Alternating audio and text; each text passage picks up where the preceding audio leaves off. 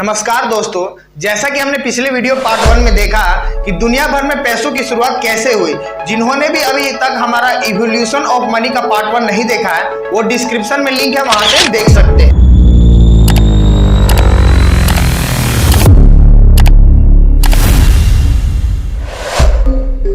दोस्तों, दुनिया भर में जितने भी देश हैं, सभी देश हर एक साल नोट छापते हैं, लेकिन सवाल यह है कि कोई देश हर एक साल कितना नोट छापेगा, ये तय कैसे किया जाता है। इसे हम आसान शब्दों में समझते हैं। दोस्तों, कोई भी देश हर एक साल कितना नोट छापेगा, ये उस देश के डिमांड और सप्लाई पे डिपेंड करता है। आइए सबसे पहले हम डिमांड और सप्लाई के चेन को समझते हैं। मान लीजिए कोई प्रोडक्ट है जिसका मार्केट में बहुत ही ज्यादा डिमांड है, लेकिन उसकी सप्लाई बहुत ही कम है, तो ऐसी सिचुएशन में उस प्रोडक्ट का प्राइस ऑटोमेटिक बढ़ जाता है। और दूसरी तरफ कोई प्रोडक्ट है जिसका सप्लाई बहुत ज्यादा है, लेकिन उसके मार्केट में डिमांड बहुत कम है, तो ऐसी सिचुएशन में उस प्रोडक्ट का दाम ऑटोमेटिक गिर जाता है। उदाहरण से समझते हैं, आपने देखा ही होगा कभी कभी टमाटर का रेट बहुत ज्यादा बढ़ जाता है, तो कभी प्याज का रेट बहुत ज्यादा बढ़ जाता है। ऐसा क्यों होता है? टमाटर का रेट इसलिए बढ़ जाता है कि टमाटर के पीछे की जो सप्लाई है अब पहले के मुकाबले कम हो गई है, जिससे मार्केट में टमाटर कम मात्रा में आ रहा है और जो लोग इसे खरीदने वाले हैं वो उतने ही तादाद में हैं और सभी को टमाटर खरीदना ही है, इसीलिए दुकानदार टमाटर का रेट बढ़ा देता है। इसी तरह कोई भी देश कितना पैसा छापेगा, ये डिपेंड करता है कि उस देश ने कितने वैल्यू वाले प्रोडक्ट मैन्युफैक्चर किए हैं, यानी कि उस देश की जीडीपी क्या है, ताकि इससे इकोनॉमी बैलेंस बनी रहे और उस देश में ना ही इन्फ्लेशन हो और ना ही डिफ्लेशन। क्या होगा कोई देश हर एक साल नोट नहीं छापे तो?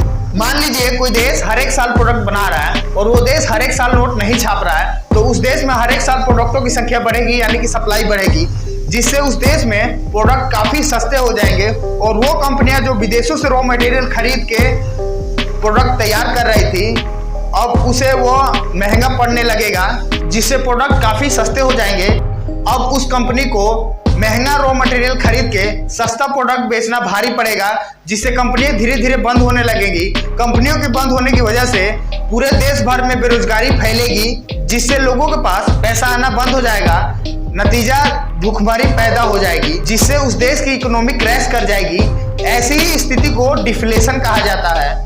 इसीलिए कोई देश कितना पैसा छापेगा, यह सप्लाई और डिमांड पे डिपेंड करता है। अब आते हैं, पाकिस्तान की करेंसी नहीं गिरती, श्रीलंका की करेंसी नहीं गिरती, क्या कारण है? हिंदुस्तान का रुपया पतला होता जा रहा है। हम अपने दूसरे सवाल पे 1947 तक 1 रुपया $1 के बराबर हुआ करता था, और क्या कारण है कि आज इंडियन रुपीस डॉलर के मुकाबले दिन प्रतिदिन गिरते जा रहा है। दोस्तों, 1947 के बाद जब अपना देश भारत आजाद हुआ, उस समय भारतीय इकोनॉमी उतनी सही नहीं थी, जिससे सरकार के पास इनकम के सोर्स भी नहीं थे, और दूसरी तरफ अपनी देश की हालत इतनी बिगड़ी हुई थी, जिससे सुधारने के लिए मजबूरन सरकार को विदेशों से लोन लेना पड़ा, जिससे इंडियन करेंसी का डीवैल्यूएशन हो गया।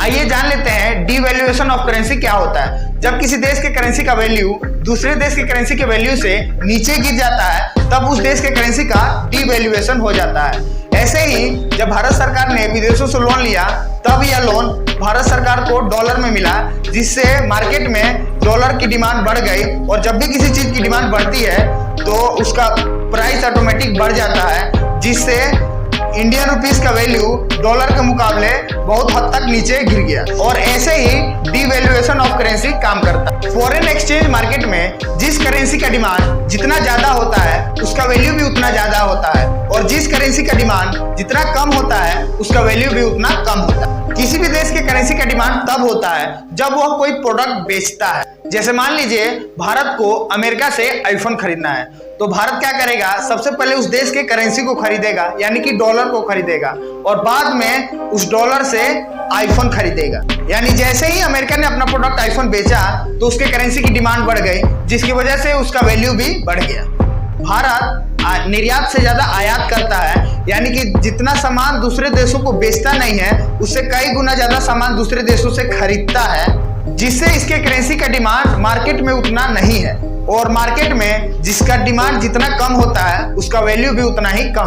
इन्हीं सभी कारणों की वजह से इंडियन रुपीस का वैल्यू डॉलर के मुकाबले दिन प्रतिदिन गिरते जा रहा है। इंडियन रुपीस का वैल्यू डॉलर के मुकाबले गिरने का सबसे बड़ा रीजन ये भी है कि फॉरेन एक्सचेंज मार्केट में डॉलर का डिमांड बहुत ही दिन प्रतिदिन बढ़ते जा रहा है, जिसकी वजह से उसका वैल्यू भी दिन प्रतिदिन बढ़ते जा रहा है और कंपैरेटिबिलिटी इंडियन रुपीस डॉलर के मुकाबले गिरते जा रहा है। अब आते हैं हम अपने तीसरे सवाल की तरफ।